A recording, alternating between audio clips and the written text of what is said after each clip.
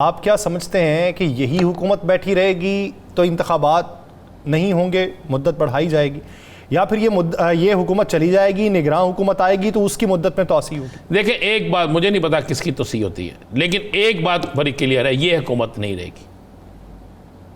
ये लिख लीजिएगा, आज के दिन में ये बात तो लिख लीजिएगा। ऑप्शन हुआ ना, फिर मैं तो कह रहा हूं कि उसकी मुद्दत बढ़ती है या नहीं बढ़ती, तो फिर मैं इस पे नहीं कह सकता। तो लेकिन ये जो अफवाहें गर्दिश कर रही हैं, ये जो अफवाहें चल रही हैं, इसके मुताबिक तो ऐसे लग रहा है कि इलेक्शन 2023 में नहीं है। चले मैं तो चल रहा है, लेकिन एक चीज बड़ी कन्फर्म है, वो चीज ये है कि ये हुकूमत अपनी मुद्दत से एक दिन पहले, एक दिन या मुद्दत पूरी करके चले जाए, ये हुकूमत चाह रही है।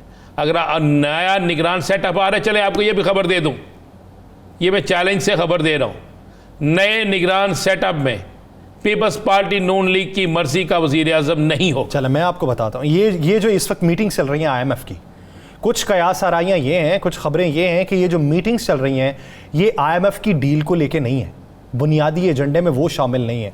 ये निगरान सेटअप इसमें शामिल है, और निगरान सेटअप में जो वजीर आजम आएगा उसका किरदार इसमें शामिल है, और उस पर यकीन दहानी मांगी जा रही है। मेरे पास तो इतला यह है कि निगरान वजीर आजम के लिए हर चीज़ फाइनल हो चुकी है। मेरे पास तो यह है कि कई सियासी जमातों ने, जिन दो बड़ी सियासी जमातों ने नाम पेश किए थे, वो माने या ना माने, उन नामों को मुस्तरद कर दिया गया है।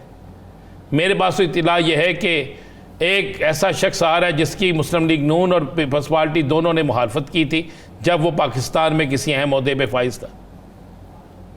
मेरे पास तो इतला ये है, आने तो देख कितने दिन रह गए हैं। वो बातें हवा हो गई, बातें हवा हो गई कि एक मारूफ सहाफ़ी जो है उनका नाम देखें बतौर वज़ीर आज़म के लिए पेश किया गया। बिल्कुल आप दुरुस्त कह रहे हैं। मेरे पास इतला तो यह है कि वो तमाम बातें जो हैं वो हवा हो गई हैं, और जो बातें हवा हो गई हैं उसके साथ साथ काफ़ी चीज़ें हवा में चली गई हैं।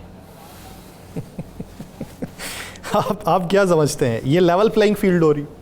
नहीं नहीं नहीं नहीं नहीं नहीं नहीं नहीं, ज़हन में रखिएगा। अब मैं आपको एक बात बता दूं, एक चीज़ आप ज़हन नशीन कर लें, जो हो रहा है वो नज़र नहीं आ रहा, जो नज़र आ रहा है वो हो नहीं रहा।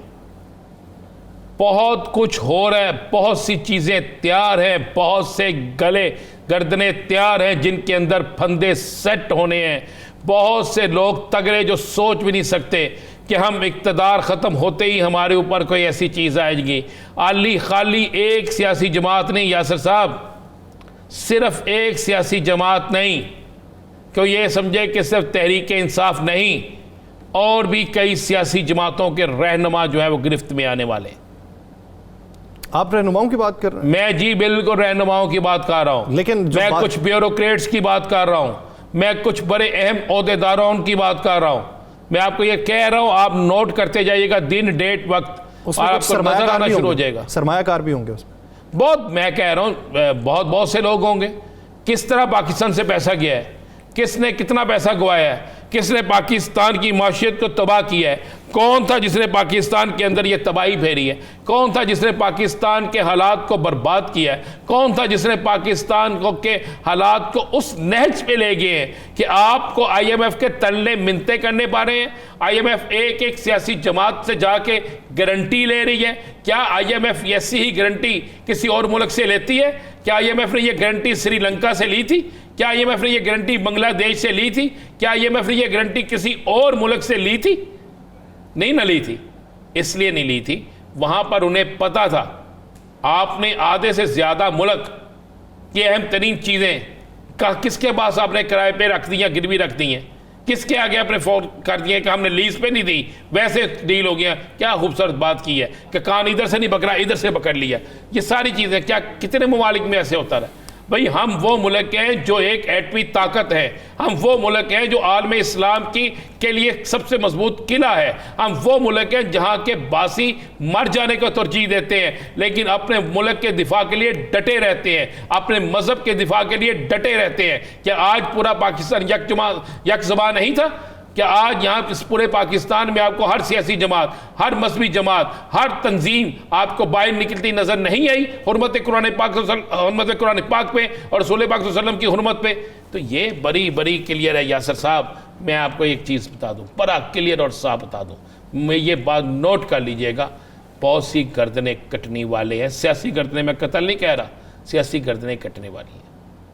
अगर आप ये समझे कोई एक शख्स ये बात समझ ले कि जनाब नहीं एक पार्टी आउट हो जाएगी बाकी रहेंगी, नहीं नहीं ऐसा नहीं होगा, ऐसा नहीं होगा। मेरे पास इतला यह है कि किसी को पैगाम दे दिया गया जनाब ईजियों बाहरी सुकून करें, किसी को पैगाम दे दिया पाकिस्तान में आना तो बेशक आएँ, लेकिन आपका पाकिस्तान की इक़्तिदार की सियासत में कोई किरदार नहीं होगा, ये पैगाम गया किसी।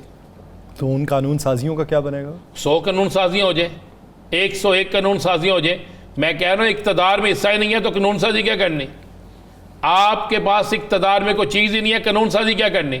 मैं तो कह रहा हूँ कि यह साल इलेक्शन का साल वाकई इसलिए नज़र नहीं आता, और ये साल जब इलेक्शन का साल नज़र नहीं आता तो फिर वो क्यों पाकिस्तान आए जिन्हें पाकिस्तान आने के लिए बहुत से लोग कह रहे हैं। चले इलेक्शन का साल भी है तो फिर वापस आने की वजूहत बता। भाई आएंगे ना पाकिस्तान, अगर वो वापस आते हैं तो फिर मैं कह रहा हूँ आपको कि पाकिस्तान आकर भी इक़्तिदार के ईवानों में वो आपको नज़र नहीं आएंगे, इक़्तिदार होने के बावजूद भी उनके पास कोई हिस्सा इक़्तिदार का नहीं। अच्छा राना साहब ये बताइए ये गेम क्या बनी है? एक तरफ सिर्फ स्टाफ लेवल का मुआहदा तय हुआ है, स्टाफ लेवल का मुआहदा तय होने के बाद ये डॉलर की कीमत में कमी वाक़ई होना शुरू हो गई है।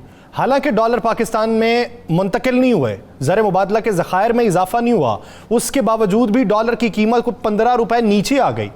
कहाँ से आया डॉलर? बेचने वाले हैं, ख़रीदार कोई नहीं है। पहले हमारे पास डॉलर ही नहीं। कहता हूँ ना एक लफ्ज़ होता है ना पंजाबी का, वो कहते हैं ना सब भरे जाएंगे, ये सब पकड़े जाएंगे, आप देखते तो जाए। मैं ऐसे नहीं कह रहा कि बहुत से लोगों की गर्दनों पे हाथ आने वाला है। डॉलर आया नहीं, डॉलर नीचे भी हो गया, फिर दोबारा डॉलर 1 रुपया 80 पैसे 70 पैसे 1 रुपये 25 पैसे आहिस्ता आहिस्ता ऊपर जाना शुरू हो गया। भाई बात यह है जिन लोगों ने डॉलर रखा हुआ था, जिन लोगों ने ये जुआ खेला हुआ था, क्या नहीं पता किसी को? फिर ये कहते हैं कि आप टीवी पे बैठ के ऐसी बात ना करें। क्या नहीं पता कि डॉलर के रेट की कमी या इजाफा किस बड़े सरकारी इदारे से इतला आती है, किस किस को इतला आती है? अचानक से डॉलर क्यों बेच दिया जाता है? अचानक से डॉलर क्यों रोक लिया जाता है? क्या ये रात को ख्वाब आती है?